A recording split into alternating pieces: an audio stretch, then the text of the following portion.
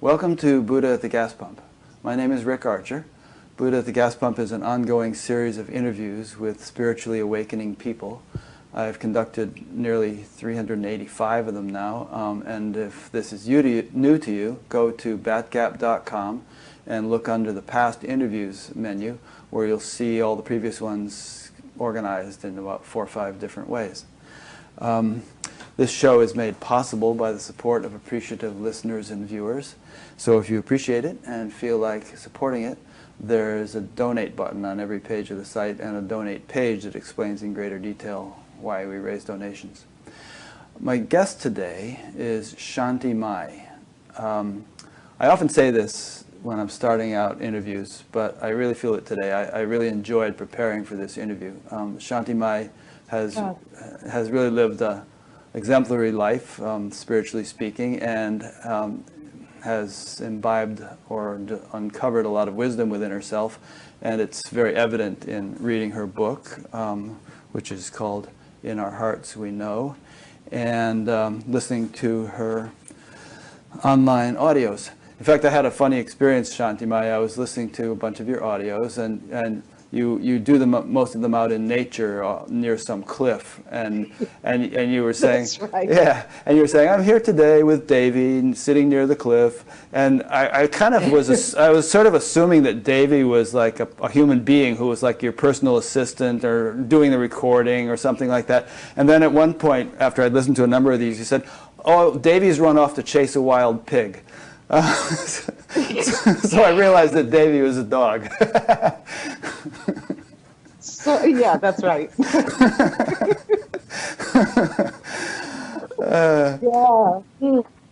Yeah, I can see the confusion. Yeah. So anyway, let me read your bio a little bit here. ShantiMayi has been what she calls mirroring, we'll talk about what that means, for well over 2 decades. She was born in the U.S., lives in France and India mostly, has traveled the world to remind those who are remembering, who wonder and are drawn by their heart to the ancient wisdom of self-realization. She had the rare and unusual opportunity to sequester herself for many years in India at the feet of her master. There she learned, unlearned, and experienced directly her master's directives. In that awe-inspiring atmosphere, her work had its inception and has gone full throttle ever since. She carries the Sacha lineage to the world and does not consider herself a Hindu. Yet she grew in awareness, love, and wisdom in the rich and fertile furrows of India's venerable spiritual heritage. Well, I usually don't ask people's questions until later on, but somebody sent in a question that perfectly relates to what I just read, and I'll ask it of you. This is a fellow named a person named KP from Mumbai. He or she asked, can ShantiMayi clarify what exactly is a lineage? Is it just some formal outward institution, such as I went to Harvard, or guru that we follow, or are there some subtle energy connections between people in a lineage? Do they see the world differently from people not in that lineage? Also, can a person belong to 2 or 3 lineages, or does it strictly imply only following one guru? Who decides what lineage a person belongs to? And is every lineage open to all? So there's a good question to start with. Well, that's 5 questions. Yeah, it is. You're right. Whoa. But okay, so let's approach that. I can only speak about my experience. I cannot say that this is a rule for all lineages and the way they are with their students or disciples. So I can only speak about my own experience. And my experience with my guru is that, and the lineage. Lineage means there's a line of masters that have emerged from, let's say, well, okay, you have a guru, and then he has a disciple who is prepared to realize, or whatever depth of spirituality he may discover or acquire, and he may or she may carry on the lineage. So that's a lineage. I mean, it's like a family. You know, I have a grandmother, I have a great-grandmother, I am a great-grandmother myself. My daughter's a grandmother, so that's a lineage. Mm-hmm. And yeah, so our lineage is open to all? I don't know. Um, we honor, or I honor, my master, and that's my lineage. And I learned, as it said, I learned and unlearned a great deal from him. But that's all I can really say. I cannot speak for other lineages or how people enter those stories or give their lives to that spirituality through a teacher. I have one and one guru only, but I'm not a person to say what other people should do in that way. I'm not going to do that. Yeah. Well, one part of his question was, is there some kind of subtle energy connection between people in a lineage? So, There is. Yeah. Absolutely, there is. Absolutely. At least that's my experience. I don't know for other people whether the master sees something like the story of Hui Ning. He went to a master, he was totally enlightened, and the master sent him to the kitchen to do menial work for 13 years. But yeah, there is something that passes between them, but it's not really that it passes between them. It's that it wakes up in you. It's like the wick of a candle. You lean the fire into the candle, and the fire is always in the wick. Is that not true? Mm-hmm. The possibility for the fire is always in the wick. So the fire comes like that, and because it's dry and capable, it ignites. And I would say that that's an analogy of the subtle energies that move between master and disciple. I have a friend, he told me this in a private conversation, so I guess I won't reveal his name, but he has a long and dedicated spiritual practice, and he recently, in recent years, became good friends with Adyashanti, and Adyashanti eventually, I think last summer, kind of did this little official investiture ceremony where he made him kind of part of his lineage or part of his group. And my friend said that he was teaching not long thereafter, and all of a sudden he got the uncanny feeling that Adyashanti was actually standing behind him, and it was so vivid that he turned around to look to see if Adi was standing there, and of course he wasn't in the flesh, but it almost implied in his experience, and he does tend to have subtle experience, that there's some kind of energetic connection that gets established. Absolutely, yeah. Absolutely, for sure. I've had that experience myself. I'm where I have felt my guru, I felt my face, his face. So, but I also hesitate to tell these kind of experiences because I don't know that I'm setting an expectation for others to have that kind of an experience. Well, why am I not having that? Yeah. Am I not where you know where it goes? Mm-hmm. I think that's a good point to make in general. I mean, you can get envious of other people's experiences, of all sorts of experiences, and it's good to remember that your experiences are yours and theirs are theirs, and the twain may not meet. That's right. I mean, some people, when they have some satori, it's like fireworks. And in Zen, there's a statement, maybe you heard this on my transmission, where the master walks through a forest and he doesn't realize he's wet until the other side. I like that very much. This kind of diversity in realization is I think it's really important to people. Yeah, I like that too, and I've used that story also in interviews. Like if you're kind of walking in a drizzle and doesn't even seem to be raining, but you end up just as wet as if it were a downpour, That's right. That's beautiful, huh? Yeah. Then there's the whole thing about people sort of claiming that they're in a lineage. I mean, you see a lot of people with pictures of Ramana Maharshi behind them, and then people like David Godman, who is a biographer of Ramana and Papaji and so on, say he didn't establish a lineage. These people who say they're in his lineage are just kind of making that up. So I don't know if one can. Go ahead. I'm sorry. No, please. Okay, I'm sorry. I don't mean to interrupt you. That's personal. Mm-hmm. David Godman doesn't know what's going on in the heart of someone else. Mm-hmm. And he doesn't know whether Ramana has or has not. He never met Ramana in his life. And Papaji seems to have a lineage. I mean, if you look down the line, there's a lot of people who, Yeah. Good. I don't know that we can say that for other people. That's what I'm trying to say. I'm not attempting to say that Godwin's right or wrong. What I'm attempting to say is that it's an intimate, interior kind of experience that I don't think one can guess for another person. Yeah. One thing I like about the way you teach and write is that you're very reluctant to say you know anything with any sort of adamant certainty. You know, people ask you a question like, what is reality? You'll say, I don't know. Right. Reality is a very deep topic. We would have to just dig in for months on that one. Yeah. You know. Incidentally, you've mentioned your master a couple of times. Why don't you tell us who he is or was? Is he still alive? No, he passed away in 2011. Mm-hmm. And he was a really, really simple man. I mean, and he was about, he was almost 6 foot tall, and he weighed about 115 pounds. Wow. He was sick. Yeah, he was sick all of his life in his stomach. And he was of the Bodhisattva line. He would not say so. But his guru told him to always keep his awareness to benefit humanity with a certain mantra to do so. Mm-hmm. And he did that for 50 years. So that's what he was about. I mean, very quiet and very, very delicate kind of human being, almost like he wasn't present, you know, not in the physical there. Mm-hmm. So very sweet, very wonderful.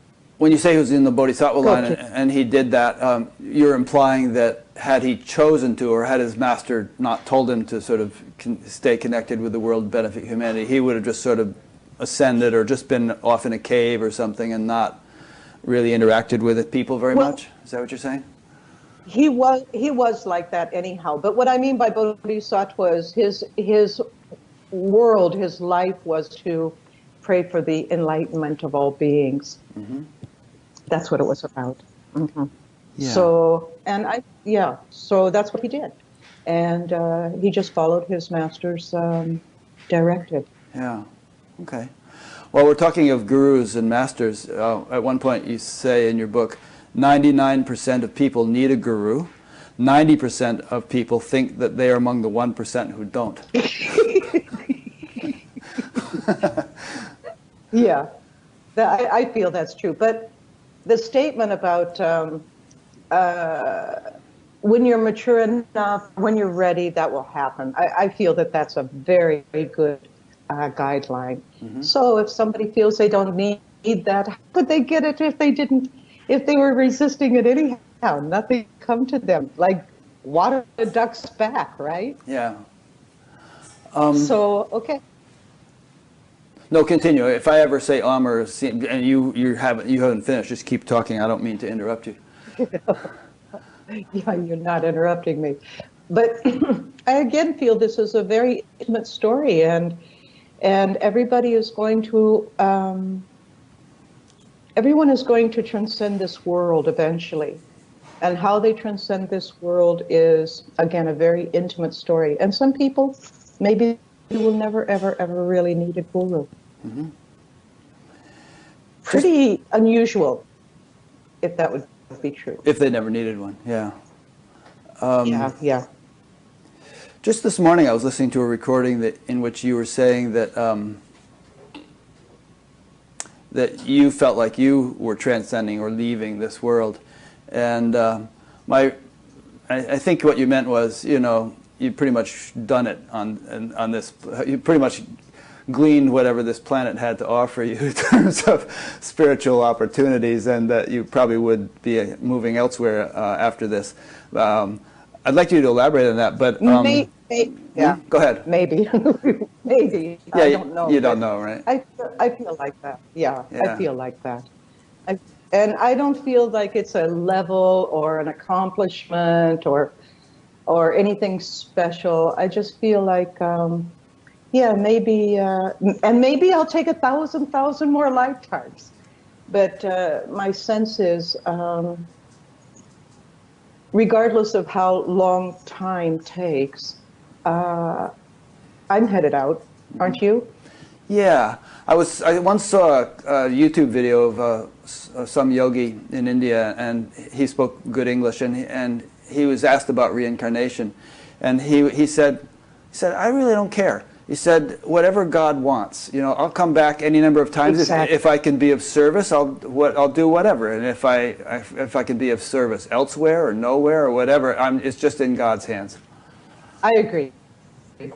And I imagine that I say that sometimes because I feel so not repulsed, but neutrally unattracted to what goes on the planet. Mm-hmm. The politics have come up lately that caught me a little bit, Yeah. But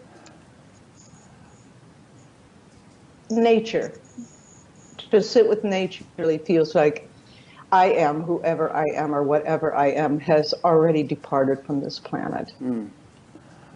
You're being without the three gunas. Maybe, I don't know.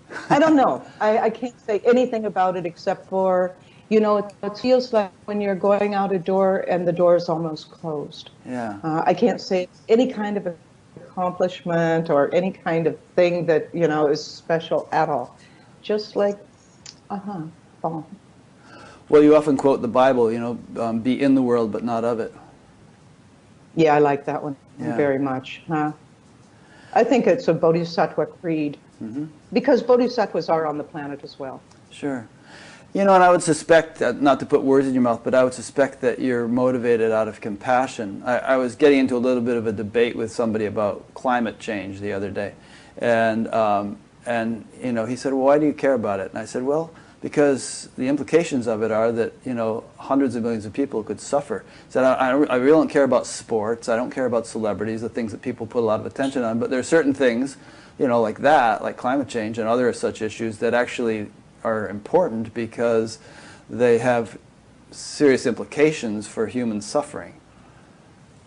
Mm-hmm, mm-hmm. I think humans suffer the moment they're born, and my feeling, or my sense is, I don't think it's a feeling so much, but my sense is that which is in control of all things just by being is always in control of all things just by being. And if we take care of ourselves really well, Mm-hmm.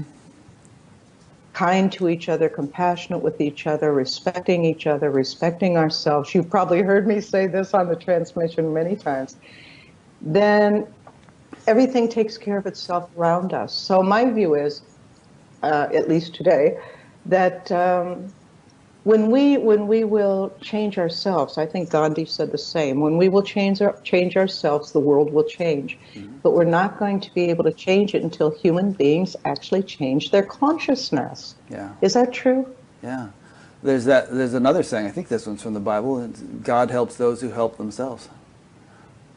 There you go. Yeah.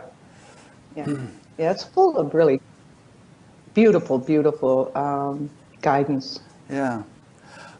Just to loop back for a moment to the point about gurus and teachers. There are a lot of spiritual teachers out there these days, and sometimes people get with a teacher and kind of stick with that teacher, and other times they kind of hopscotch from one teacher to the next. And maybe that's a good thing, because maybe certain teachers can't take them as far as they need to go. It's kind of like if you travel from India to Cleveland or something, you're probably going to go on several planes in order to get there, and you can't just take the 747 from New Delhi all the way to Cleveland. So what are your comments on that whole thought? Again, I feel that it's an intimate relationship one has with one's own heart and soul, so to speak. And they will do what they will do, and they will acquire and discover what they acquire and discover.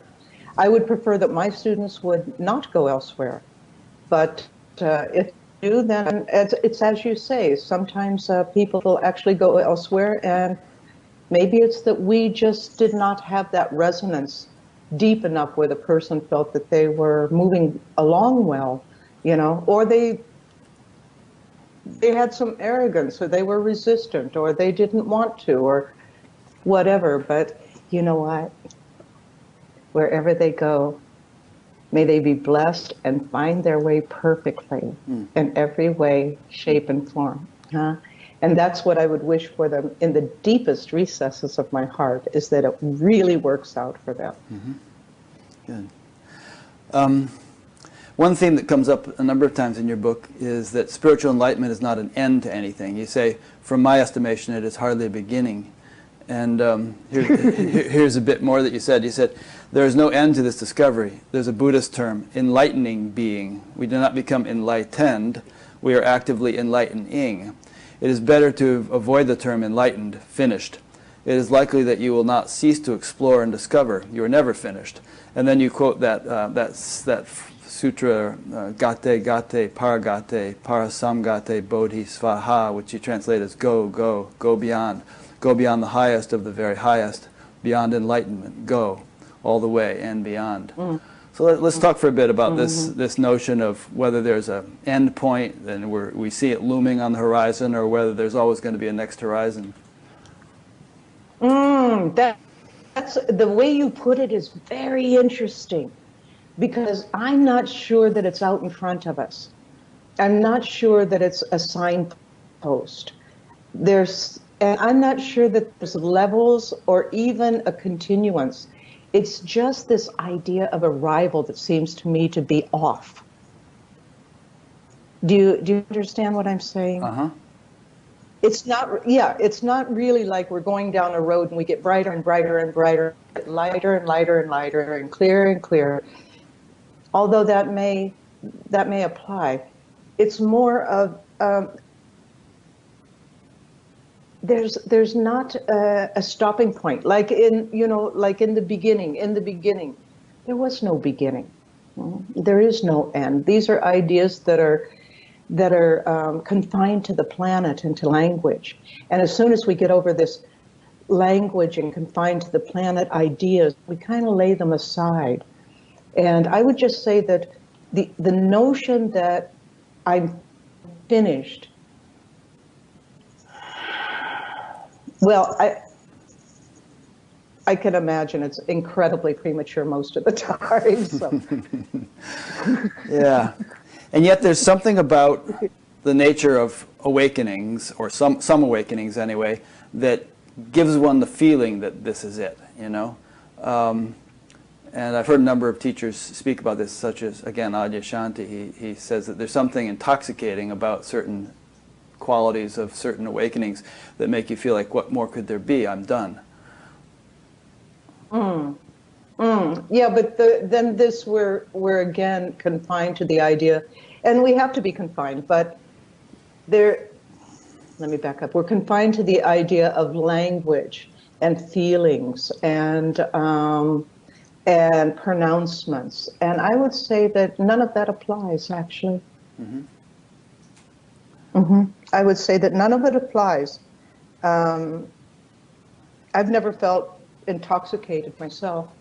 That may have been the wrong word, but because that implies drunken or something. But I meant sort of a deep sense of resolution or completeness, or coming home, or some sort of quality of finality that seems to be characteristic of some awakenings. I don't mean to slither and slide, but I can't imagine any point that says there's something greater or lesser or done or finished or this must be it. That's a very this must be it. That kind of idea, no matter what word it's put into, is very objective. This must be it. Yeah, I have a strong draw to old masters, really, really, really ancient masters, and pretty much it's where I stay. And they never ever go to these places. They just never go to.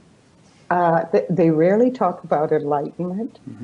They just point to the actuality of the situation. When you will drop your thoughts. You've heard me say this many times on the transmission. You will learn to just put them aside, drop everything, release, release, release every idea you ever had, anything that begins to measure you or confine you. Just let it go by. And yeah, well, you have to see what that means, or not.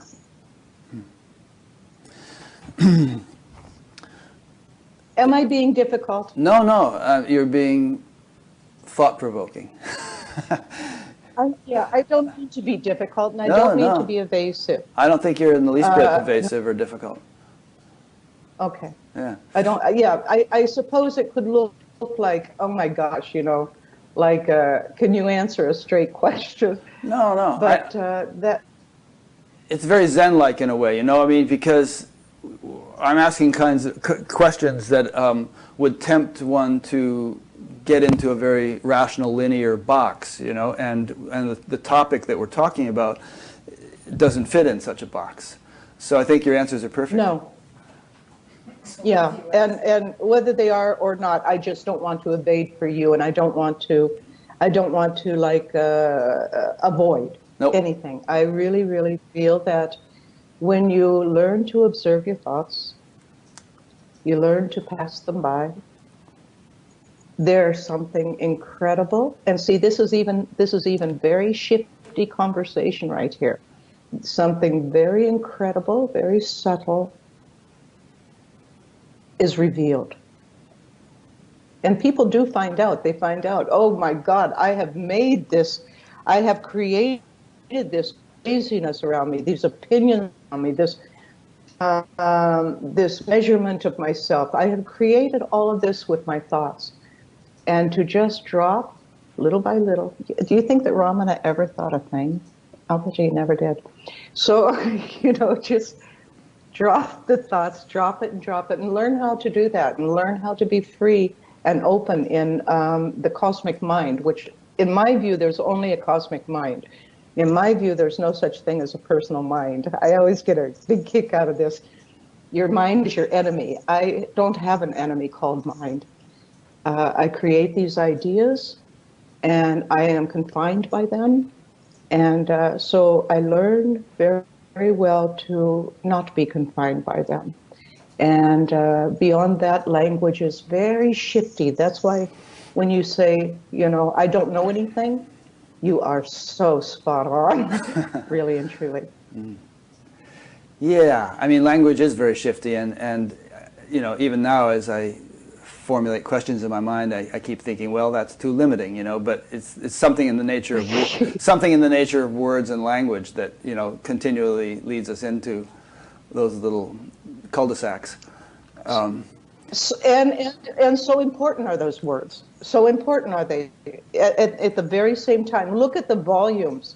Look at the volumes of libraries, of Buddhist texts, of Hindu text, of Christian text, of Muslim text, of the Sufis. I mean, these words must be. I'm getting cold chills. Really, it's just really touching me because these words are very important. We just don't throw the baby out with the bathwater. But on the other hand, I'm very careful to not create an idea in people to where because people are very self-defacing, self-doubting, and they will, then why am I not having this, and what's wrong with me? Drop those ideas and just sit on the cliff or go sit next to a river or just watch a cloud pass by, and you will have, I cannot say. Yeah, I was up at the gym yesterday and I was talking to a friend whom I've known for decades, and he's been kind of a spiritual seeker for decades, and he was all grumbly. He was saying, I've been doing this and doing that and all this meditating, and I've signed up for all these online courses with this person and that person, and he said, I'm just frustrated and I'm sick of it. And I said, well, are you actually expecting to reach some kind of glorious, big, explosive aha moment, or don't you recognize that, over all these years there's just been a kind of a steady maturation and clarification and deeper understanding and all that, and that's just going to go on forever. You know, if you're expecting to reach some big bang moment, you're probably always going to be frustrated. Yeah. Can I give you another view on that, Rick? It's Sure. a very, very interesting thing what you say. One time I was out on the Sinai Desert with some people, and one woman said, I have been meditating forever, and I've just never, and not enlightened. And I said, well, you're making a deal, aren't you? ShantiMayi, say that again. Your voice broke up just for a second during that important part. So what did the woman say? She said, I'm not enlightened, and I've been doing this forever. And I said, but you're making a deal, aren't you? You will do this if you get that. I said, the joy, the beauty of meditation is to meditate, nothing else. So you're not going to get anything out of it. You're not putting $1 down and getting an item. You're there because, yeah, exactly. You're there because you love to sit in silence. What more do you want? You think all of this stuff is going to produce something? It's not. It's already within you. You are what you are looking for. You are what you're seeking. So what kind of a deal can you make with the practice? The practice is to emerge this from you because you love to practice, not because you are arduously getting up at 7 o'clock in the morning and having an hour of meditation. And then afterwards, something's going to come. Because you love to meditate. There's no deal here. Yeah, I can relate to that. It's intrinsically gratifying and, you know, edifying. Exactly. Yeah. But Rick, what if you are doing that to get something else? It's not gratifying. You know, it's a struggle. It's like your friend. I've done this all my life and I'm not getting anywhere. Well, of course you don't have to get anywhere. Go inside your heart and see who you are. Well, in your book you quote a great Zen master having said, 100% relaxation is 100% enlightenment. There you go. And when you say, what if it's a struggle? I would say if it's a struggle, then you're not doing it right. There's too much inception of individual effort, perhaps. You know, that's a very good topic too. Last night in satsang, I was talking to a woman because I felt that if she had just the experience of gratitude, it would be very, very good for her. So I've been encouraging her to have the sense of gratitude because she feels entitled and nothing is, and that's fine. Okay, but that's where we're at. So she says, I think I did it wrong. I said, you cannot do it wrong. It's impossible to do it wrong. If you know, it's impossible. You can't do anything wrong.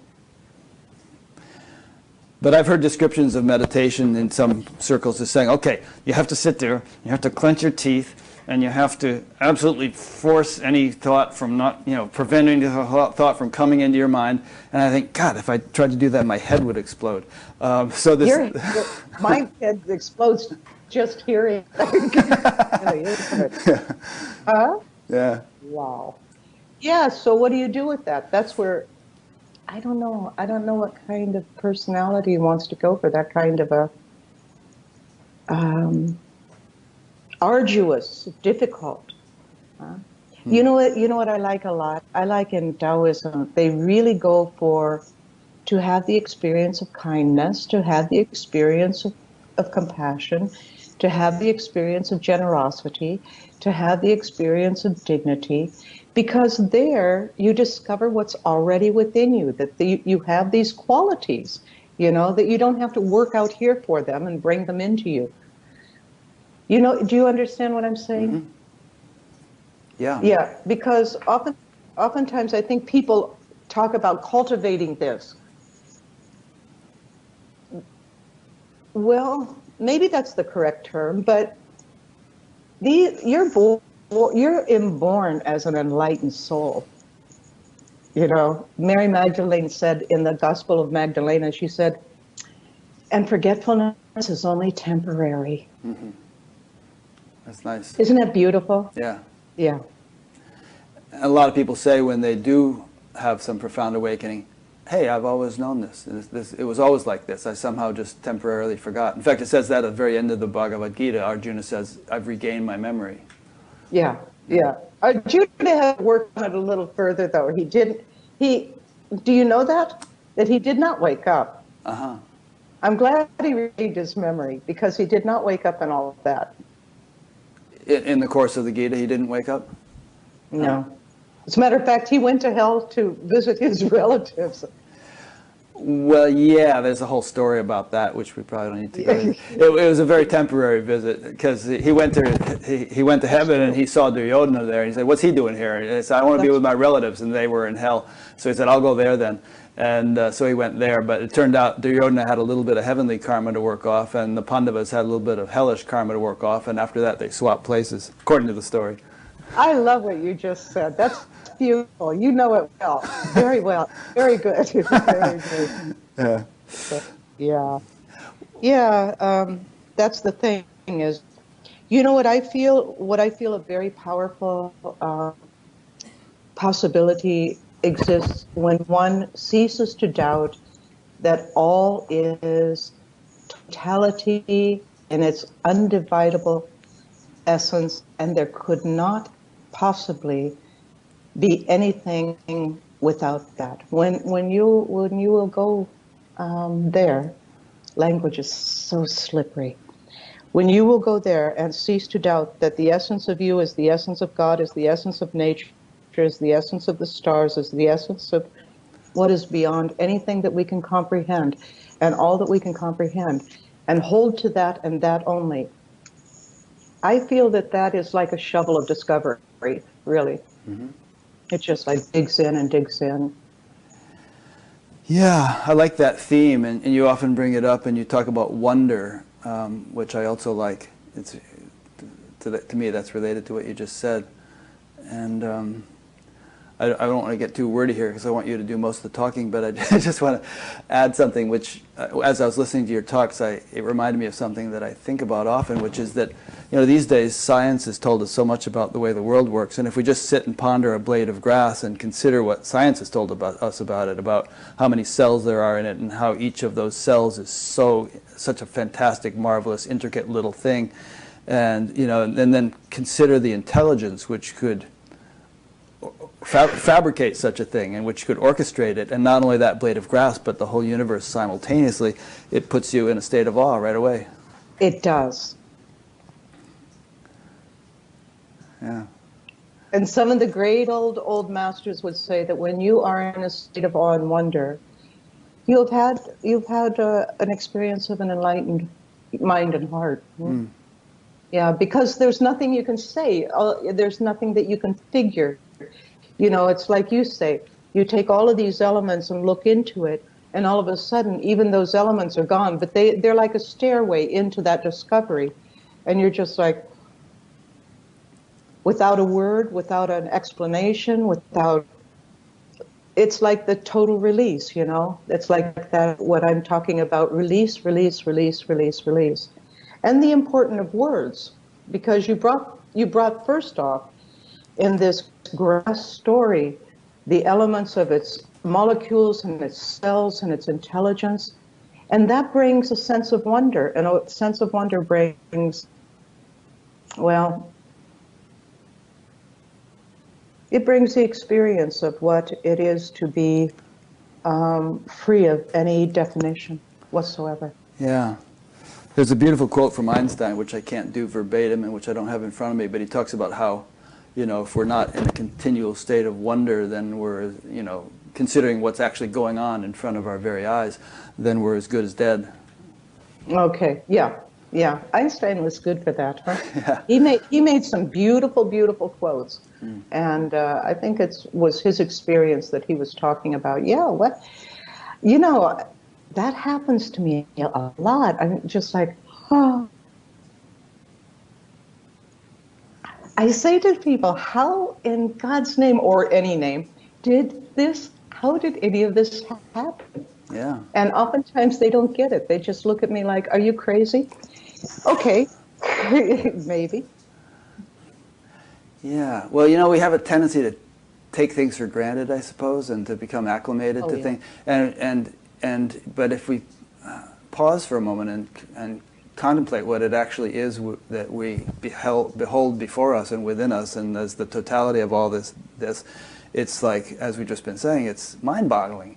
And I don't know, you can kind of remind yourself of that more and more often, and it begins to become a constant condition of just sort of inspiration and awe at the kind of the miracle that we're participating in. Yeah, and oftentimes people don't see it.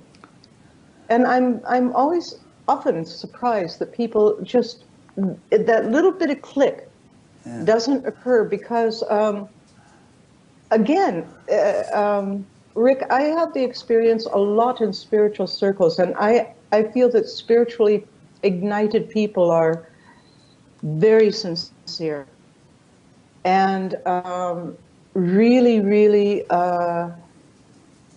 deeply considered and profoundly looking, and still refuse to let go of some of those notions that, oh, you know, I don't get it.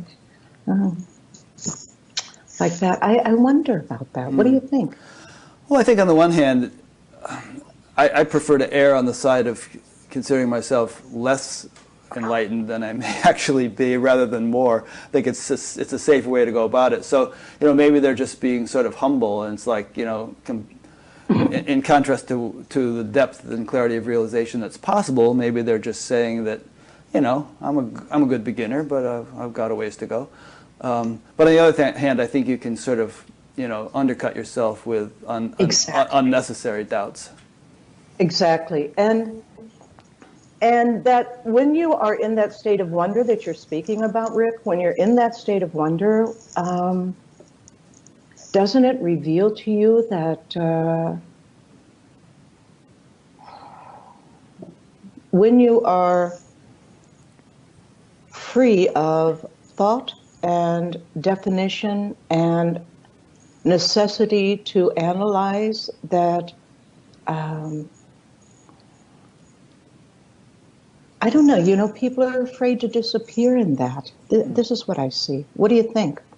How do you see that? I don't know, I tend to probably be an over-analytical person and to think a bit too much, but I also feel like, you know, that thing I was saying before about the blade of grass and the intelligence that is permeating and orchestrating everything, you know, if we could really fathom that in its totality, to the full extent, as it fathoms itself to that degree, as it appreciates itself to that degree, it would be kind of like that situation in the 11th chapter of the Gita where Lord Krishna shows Arjuna his form, and it's like, holy mackerel, take this away, it's too much. I love that spot. Yeah. I love it. I speak about it a lot. Whoa, whoa. But what about that blade of grass you were speaking about? I suppose when you are spiritually prepared, then you'll have really to give up a lot. You'll have to give up self-defacing. You have to give up the fear of anything, which is really wonderful. Huh? Mm-hmm. You have to give up resistance to your heart and soul. I say your heart and soul because there's something that, here we go with language, there's something that emerges in a very overwhelming manner, in a very subtle way, isn't it? Like when you see a baby being born, or you see the sun come up in the morning, there's a subtlety, right? But it's like, oh, and we don't want to fear anything ever, you know, and we don't want to lie about it either. So that's why I always say, take it little bit, step by step, but know that you're going into a fearlessness. You're living on the edge of the unknown all the time. There's no such security. Get it straight here, you know. These are all ideas that contain you, and they don't benefit you any way, shape, or form. So my view is that spiritually ignited people really have to give up all sense of fear and frustration, little by little by little, and title and identity and yes and no's and resistance, and like you said, the Zen master says, just relax. Just relax. I think there's a balance to be found. You know, we've all seen egregious examples of people who got really full of themselves and thought that they were just God's gift to humanity and that they were perfect and beyond reproach and could do anything and, you know, were untouched by the karma because they were so high and mighty and blah, blah, blah. There are all kinds of crazy examples. And we've also seen people who are like, oh, I'm such a poor schmuck, I'll never get anywhere, I'm no good, blah, blah, you know, and just indulging at that end of the spectrum. I think there's some kind of a balance to be found that mixes together some nice qualities of confidence, but humility, you know, and wisdom, but at the same time realizing you really don't know anything compared to, I mean, anything for certain. There's somehow, it's a paradoxical thing that you learn to embrace. Right, but yes, absolutely. And I feel that, well, let's just speak about one thing, being wrong.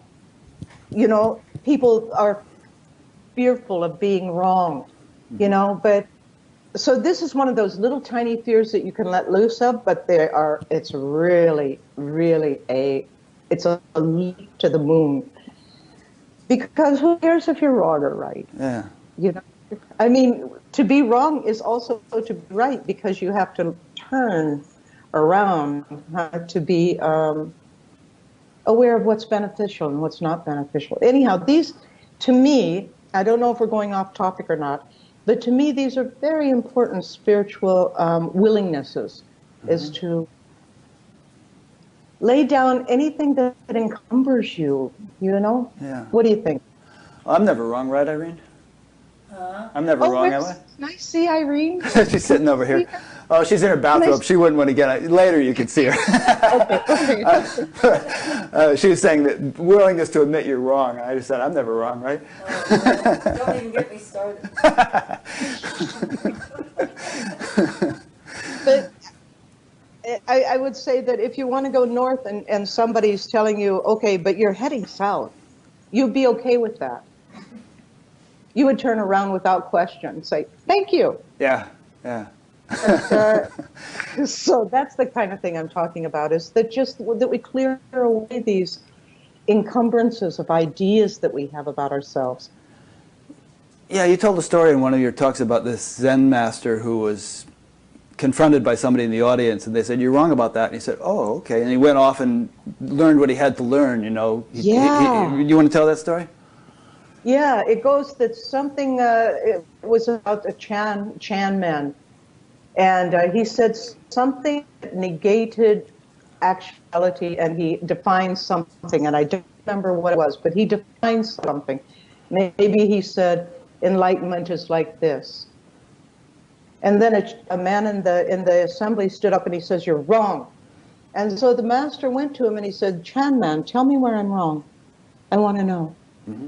And see how wonderful that is? Yeah, rather than being defensive about it. Yeah. Absolutely. So the Chan man says, you go sit, and you sit until you find out for yourself.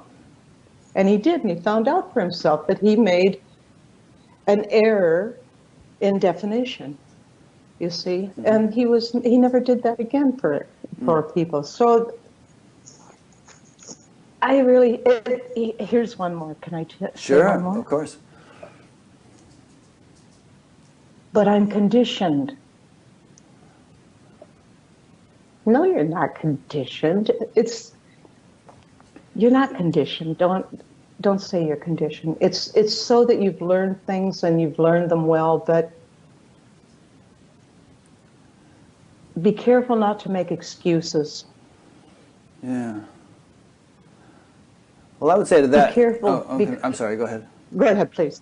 No, I was just go going ahead. to. I was just going to say, well, you aren't conditioned, but there is conditioning, and the conditioning can tend to kind of hide the you, that isn't conditioned, and so there does need to be some unraveling of that, right? Right, but the more excuses that you make, the more compounded that idea becomes. And if you, yeah, I have learned, but I cannot be conditioned. It's impossible to condition me. That which I am seeking within myself is beyond any idea of conditioning. Right. So I just drop that notion away. And even though I've learned something very strongly, I've learned that my name is ShantiMayi, that my name was Mary Holland at one time, long time ago. And if anybody says ShantiMayi, turn around like that. That's what we're talking about conditioning. And that's a useful conditioning. It is a use. Exactly. There we go again. Yeah. There's so much usefulness, but when we compound on top of ourselves fears and concern about always being right, and I'm conditioned and I'm not capable, those are ideas that don't benefit you at all, and they're not true. Yeah. Well, it's useful to be conditioned in the sense of knowing how to drive a car. And my wife had a fender bender at a certain intersection here in town some years ago, and every time we get to that intersection, it's like, be careful, this intersection scares me. But there's nothing more dangerous about that intersection than any other, but there's some impression that was made at that intersection, and so I guess... No, I get that. Yeah. But let's go to meditation again. What do we do in meditation? We breathe and we just observe. And we sit in stillness. Why? So that all of those ideas that we have can be laid to rest for a moment, so that we can see beyond them. And that's all I'm saying, is that we perhaps have to give up some ideas about ourselves that are not very beneficial. Sure. Did you ever hear the story about the line in stone, the line in sand, the line in air, that whole thing? I'll tell it. No, I'd love to. I'm opening myself up for criticism. People always say, why don't you just shut up and let the person talk? But anyway, I'm going to tell you this, because I think you'll find We're having a conversation. Yeah, you'll find it useful. We're having a conversation.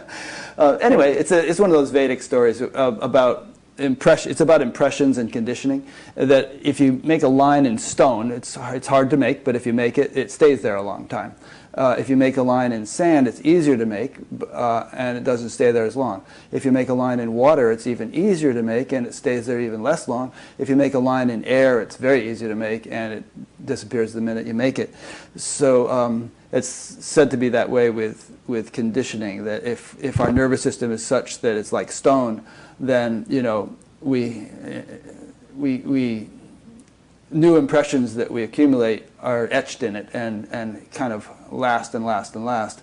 And we want the nervous system and the whole makeup to be more and more and more and more air-like, in the sense that we can experience very deeply and profoundly without limitation, and yet the impression is gone the minute it's experienced.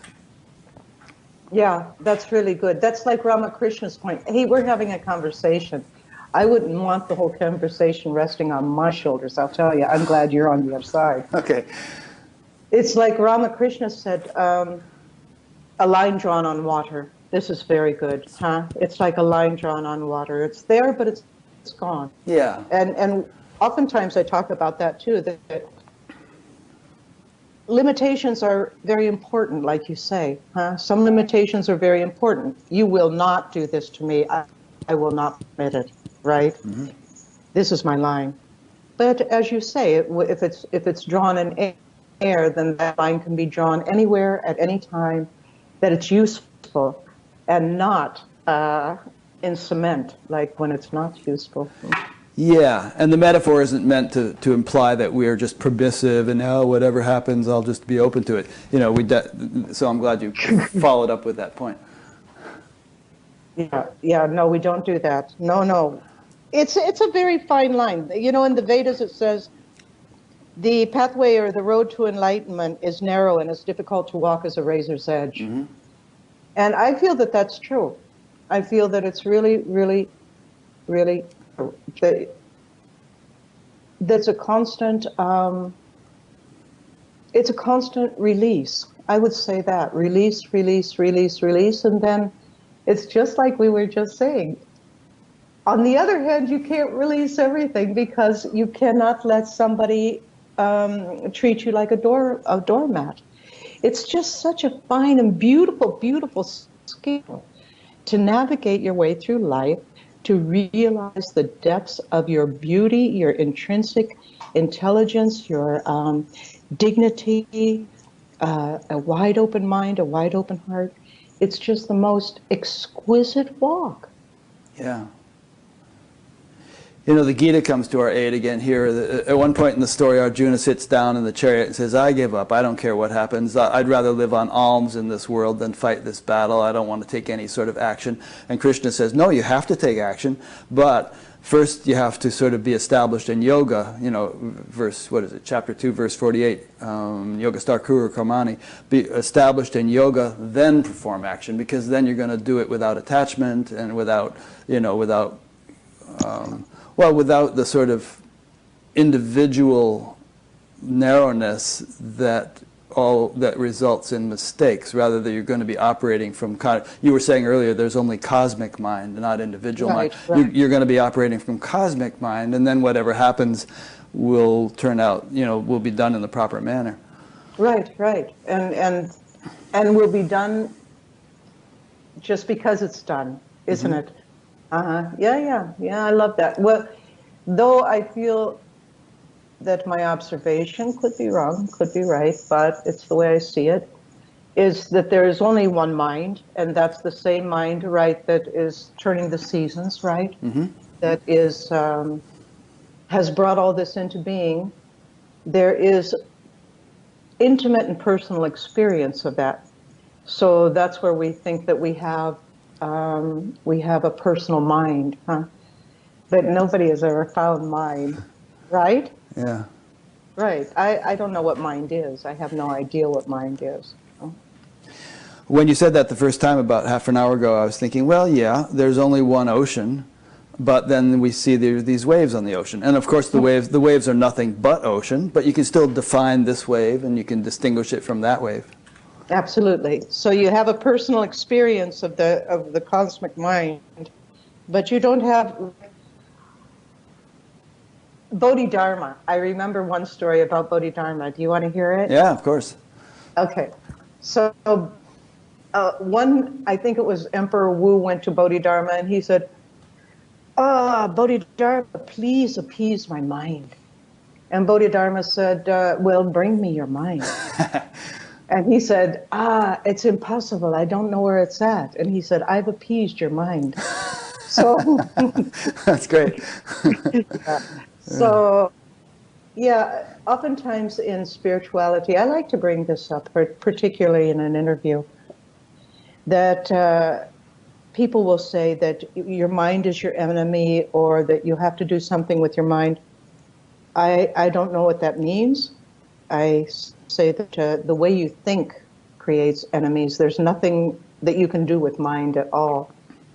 Yeah. What do you? Yeah. I mean, as far as I haven't found mind either, and there are people who can define it much better than I. But I just simply understand it as a faculty, like our other faculties. We have arms and legs and senses and this and that, and that whole thing that Christ said about if your eye offends thee, pluck it out or something. I don't know exactly what he was referring to, but it seems to me that being at war with any of our faculties is self-defeating, and that we just sort of need to learn to harmonize them all. And well, there's the whole master-servant thing here. I mean, if we try to make something a master which is really meant to be a servant, then we get into trouble. But if everything is properly apportioned and placed and prioritized in our experiential matrix, then everything functions harmoniously.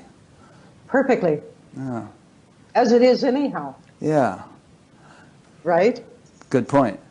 Yeah, as it is anyhow. This is perfect, that is perfect. From the perfect springs the perfect. Take the perfect from the perfect, and only the perfect remains. Yeah. I was telling in satsang yesterday that this is not a convenient term that when you like feel very spiritual and high and bright and open. This is a statement that the rishis made for every moment of every day. You know, whether you feel like Washington's gone to hell in a handbasket or, you know, whatever it could be. This totality is total and perfect as it is. Isn't that beautiful? Yeah.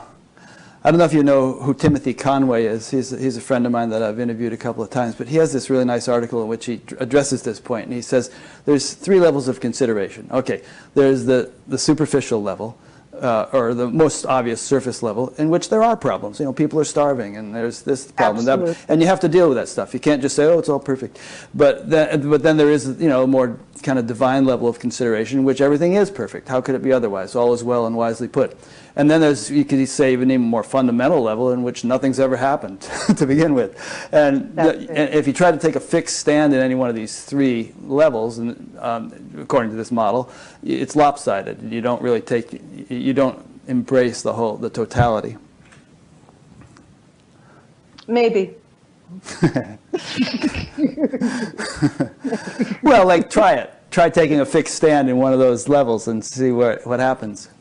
Well, I feel that I would take a fixed stand, and this is perfect, that is perfect, from the perfect springs a perfect, take the perfect from the perfect, and only the perfect remains. And that would include everything, all three as well. As long as we interpret it properly and don't jump to conclusions. Like if we say, okay, everything's perfect and therefore we don't need to feed the starving children or something, then, you know, maybe we're not really we're interpreting that verse the way the rishis stated it. It's very good what you say, but maybe it's three different levels of, I don't like the word level.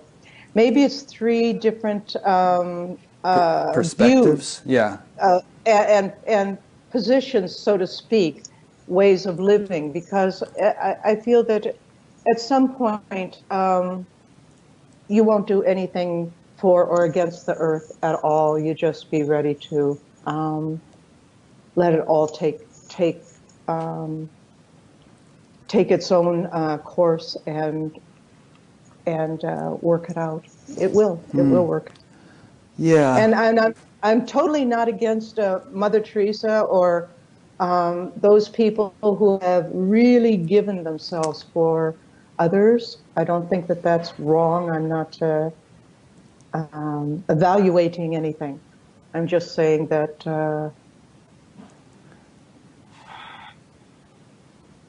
there's something, well, something is, again, language is very difficult. There is a quality or an intelligence that is truly governing everything, everything. And that would be the person who feeds, that would be the person who does not feed, that would be the bodhisattva, that would be the violent person, it would be everything. Huh? Yeah, no, I agree. And yeah. I think it's kind of a matter of dharma also, you know, like where you're really meant to serve and what your situation is. You know, the world is, obviously God loves variety. look at the world, look at the universe, look at the Amazon rainforest, and, you know, there's, we all have our different streams of destiny to fulfill. Absolutely. Yeah. So those streams of destiny would prove out that perfect is a slippery little term, but everything is total as it is. And yeah, well, the verse you quoted is actually purna, which means full also, and maybe perfect is another translation. But this is full, that is full. Taking fullness from fullness, fullness remains. Right. So and absolute. It also means absolute and complete. So yeah, this translation that I give you is from Swami Muktananda. And I always liked it because it's very confronting for people, and I really love confronting people. Yeah. This is one of my favorite things to do, because I feel that spirituality should be very confronting, because you're going to have to change your mind about something. Mm-hmm. You're going to have to look at it in a different way, maybe. So that's very confronting, is it not? Yeah. Speaking of confronting, and speaking of Swami Muktananda, and I don't know if you want to go there, but I've been pondering lately the sort of the correlation. I've been pondering this for a long time. The correlation between enlightenment and behavior, particularly ethics and morality and stuff like that, which of course can be a very relative thing and can be determined by cultural mores and so on. But you know, some people say there really is no correlation. You can be an absolute scoundrel, and I'm not implying that Muktananda was one, but you know, you can really be an SOB and yet be enlightened. Others say, no, that's not enlightenment. That's some kind of half-baked condition, and if you're really enlightened, as we would ideally like to use the term, then that's going to percolate into your behavior, and there are going to be qualities of saintliness. So have you given much thought to that whole conundrum? And absolutely. What do you think about it?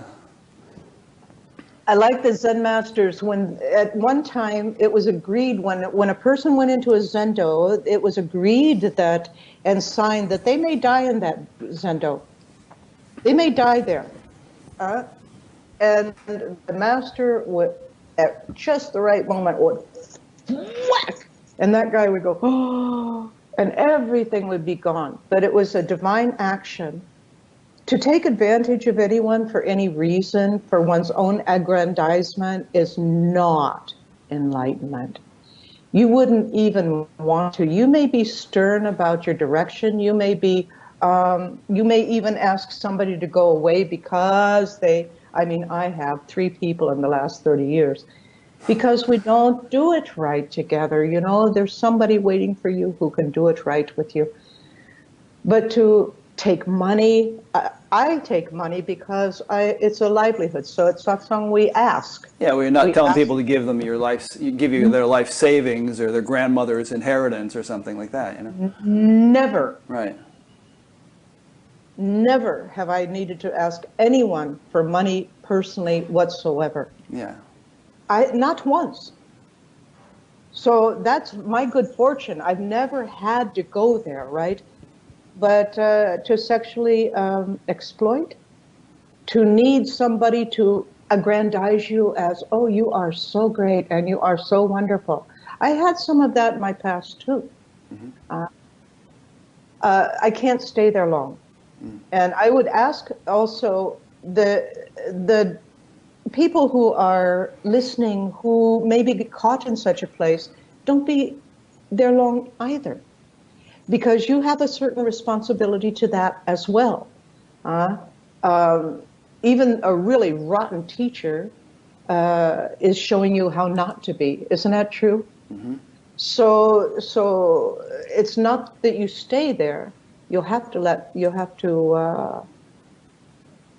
a responsibility to that experience too. You have to go as quick as you can, and nobody can say what a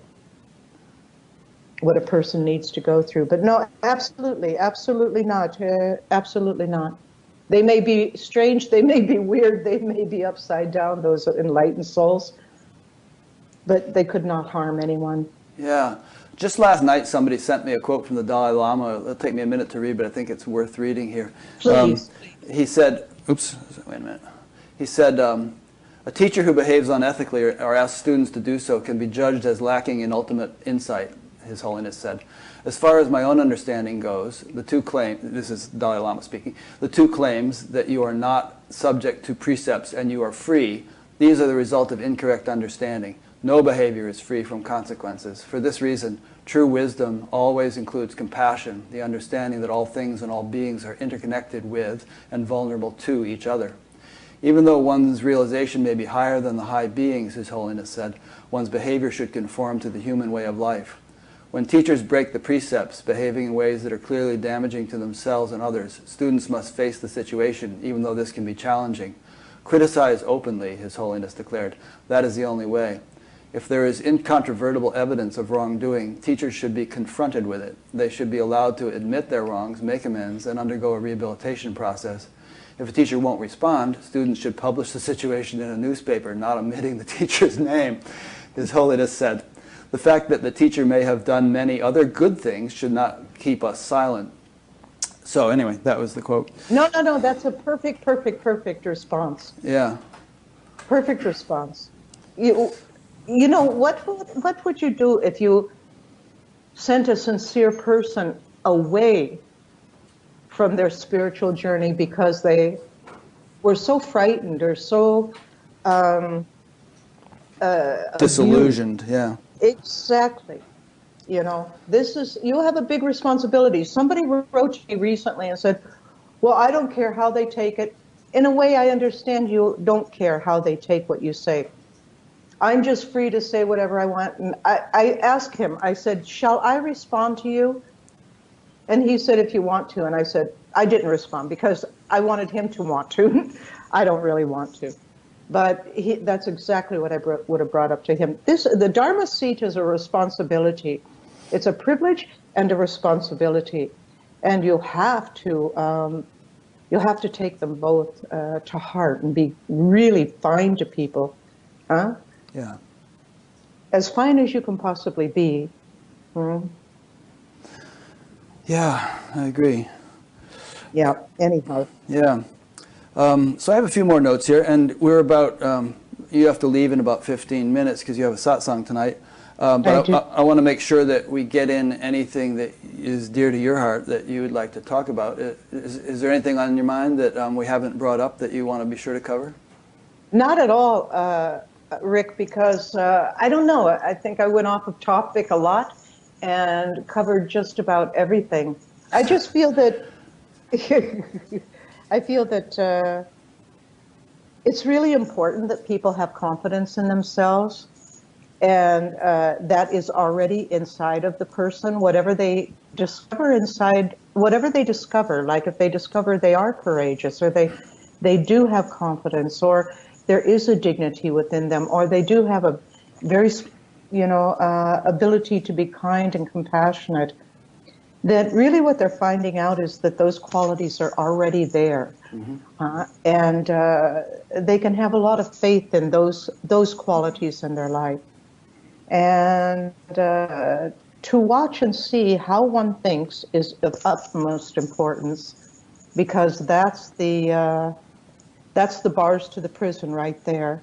That's the world creator, is how we think about things. Well, I would say that breath is very important to getting a great stillness, and meditation is important. Practice is of utmost importance. But you practice because you love it, and you practice because you see the results, not because you're wanting something way down the road and think that you're pulling that towards yourself. What you're seeking is always within you. Very important. Yeah, I would say that if you don't love it and if you don't see results, you're probably not going to stick with the practice. That's right. Because I've very rarely seen anybody stick with a practice that they couldn't stand to do. Right. But there are some people who will trudge along and do it because they need the discipline. But as we said, you can't do anything actually totally wrong. You can only discover what's more beneficial and more at ease than any other way. I've seen people who really get off very much on being a disciplinarian. Very, it begins to define them. So, and I think that maybe is dangerous too. I've only seen a few of those, by the way. Yeah. Mostly in Germany. There you go. It's really nice to talk to you. I really, really enjoy speaking with you. I wish we were speaking through in your living room or in mine, rather than the computer. But I don't know. It's really really a joy to speak with you. Yeah. I enjoy it too, and perhaps we'll have a chance to do that. And by the way, before I forget, if you run into Prajnaparamita, say hi to her for me. I enjoyed speaking with her too. Yeah. Yeah. Yeah, she's a sweet. Yeah, for those listening, she was a student of ShantiMayi, whom I interviewed about a year or so ago. So when I was reading a bio of you, maybe it was in your book, you said, the bio said that you went and came to your teacher's ashram, and you were there about 3 years, and then after about 3 years you realized the self, or however the terminology was. I don't remember exactly how it was phrased, but you sort of realized your true nature. And I'm just curious if you could describe that shift, or if you could describe that experience. I know it's a tall order, but maybe take a shot at it. Sure. My guru told me that, I want to put this in. Okay, this is really important. I neither believe nor disbelieve anything. Mm-hmm. I've made that a very, very important and powerful practice, and it's benefited me tremendously. So just to listen, and everything falls into its rightful place. You don't have to reject anything. You don't have to disbelieve anything. You don't have to accept anything, and you don't have to adhere to anything. Just open your listening capacity. Okay, so I never believed nor disbelieved my guru. So he told me, he said that I had lived lifetimes as a yogi before. Okay. So I was did you know that I had the satori in a factory? No, I didn't. Yes, I did. And I was in Eugene, Oregon, mm-hmm. and I was working at Diamond A canning factory, canned summer food for the winter. Mm-hmm. And I had on a hard hat and a yellow rubber suit and blue rubber gloves and boots up to my knees. And they put me strangely in a place that I'd never been to before. And it was a place where I was totally alone, way back in the back of the factory. And I just...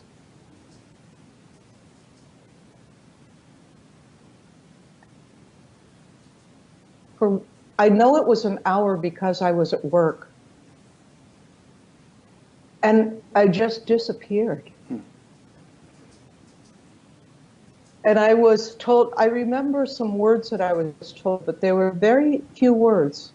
And it was, what was it? It's like, all that you know is not so, and all that you know is so. Mm. But you don't know.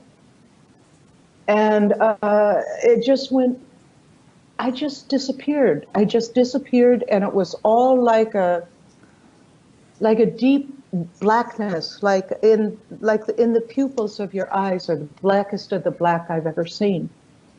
And it was fearless, and all these definitions really are attempting to describe what it would be like being in the blackness of the pupils of your eyes. And what's really interesting is an hour later, I'm just standing there. I don't think I ever moved for an hour. And I knew it was an hour because it was time to clock out. Mm. And I just took my time card and I clocked out, and I called a friend and I said, I want to talk to you. And he said, okay. So we went over for a coffee. And I said, I had an enlightened experience. And he said to me, who the hell do you think you are? That's funny. And I thought he was sent from heaven, because there was no need to defend. There was no need to offend. He couldn't push me over. I didn't have to hold anything up. And I just let it be. Mm. And I thought, you are sent from heaven. He told me later, I was always sorry for saying that. And I said, never. It was absolutely the most important thing that could have been said to me at that moment. Hmm. You know, that's one of the reasons I started this show. I was meeting people around town here who had been meditating for decades and who were having these profound awakenings. And they would tell friends, and the friends would say, are you crazy? You're just Joe Schmo. You know, you couldn't have had an awakening. You don't glow in the dark. You know, you can't levitate or whatever. And so I thought, I gotta start hooking these people together. Talk to these people who are having awakenings, and let the people who are, who don't think they've had one, see that their peers are having them, and I think it'll have a good effect. So that was one of my initial motivations. Great, great. I thought it was one of the most important things that could have happened directly akin to that situation, that experience that I had. Yeah. Somebody saying, thank you. And so how have things matured since then, if you could describe your inner experience? Tremendously. Simpler, simpler, simpler, simpler, simpler, simpler, simpler, simpler, simpler, simpler. Less involved, less involved, less involved, and sometimes caught. Yeah. Like the Washington story, definitely caught in that for a moment. But it's still, that point I was telling you where you neither believe nor disbelieve still is a great service, because it just keeps everything even. You just don't have to have anything for this and anything for that, but you watch, and observing has become a way of life. But we get caught once in a while. So okay. Yeah. Nisargadatta said something like that too. Somebody asked him a similar question. He said, yeah, I get caught up once in a while, but it just lasts a moment. Yeah, it's transparent, easy to be done with it, because your heart is so, I like to speak about it in these terms, because your heart is so light and cannot carry anything. It's like putting a weight in space. You can't encumber yourself with these things, so you learn not to do that anymore. Yeah. I thought of another question I want to squeak in before we run out of time. Great. In your book, you said that your master, Hansraj Maharaji, has met Christ, Buddha, and many divine forms that he has had direct communication with. And the reason that I find that interesting is that I have this sort of ongoing debate with some friends about, their experiences, that there seems to have been a total loss of a sense of personal self. And yet you keep hearing these stories of, ascended masters and whatnot who seem to be hanging around in some way, shape, or form and interacting with people. And so certainly if total loss of a sense of self is a hallmark of a certain stage of development, they would have had that, and yet there still seems to be some kind of entity which is functioning. So I'm just curious about your thoughts on that. Yes. Yes, what? I'm not going to let you off that easy. Yes, that you actually walk in two worlds at once. And you just accept your experience as it is and not try to shove it away because you should look like this. You should look like that. This should be the way that you are. You are the way you are. And if you have those experiences, why would you hide them? I mean, I would also say, why would you bring them out? For myself, it would be, But if he wanted to bring them out, and then... Well, let me ask you, for instance, you said earlier that there's only cosmic mind, not individual mind. Do you have a sense of individuality, of personal self, of, somebody home? Or, I mean... It's a really good question, because it's a really good question. If somebody says, hey, ShantiMayi, this person turns around. If this body's hungry, it eats. If it puts its hand on the stove, then Exactly. Yeah, the pain's felt there. I don't feel it over here in Iowa. Exactly. And yet, well, you have your own individual experience of the cosmic mind, like every blade of grass. But I ask myself, after that experience and some long time in silence in India with my master, I said, how do, because Maharaji said, you'll do this and you'll do that. And okay. And I thought, how does a guru act? And I thought, wow, what a cage. Wow. Ooh, stay away from that one. So, I just, for myself, I just report as much as I can to people that would help them. But I really don't know about being here or absent or any of that. I'm not quite sure. That's good. That's a good answer. Yeah, I'm not really quite sure. I know that all through the day something is occurring, but I'm not quite sure if there is an entity, individual, or not. Yeah. Somebody's hungry here. But I don't find ShantiMayi all that interesting. Huh? And I don't demean her. You know, the thing is that I don't find myself very important. What I find important is the teachings. Yeah. Mm-hmm. My sense is that just as, you know, like physics tells us that a body exists, but if we go deep enough, there's no body found. Yeah, You know, there you go. that in the same sense, we could say there's a relative self, but if you go deep enough, sure, it has no ultimate reality, but it's just sort of one of those relative things that, you know, what is it, that word in Sanskrit is mithya, you know, it's conditional reality. It's, right. You know, there's that old saying of the pot, there's really only clay. There's no pot. It's just clay, and yet you have a pot, and you can put beans in it or whatever. There's a sort of a relative function.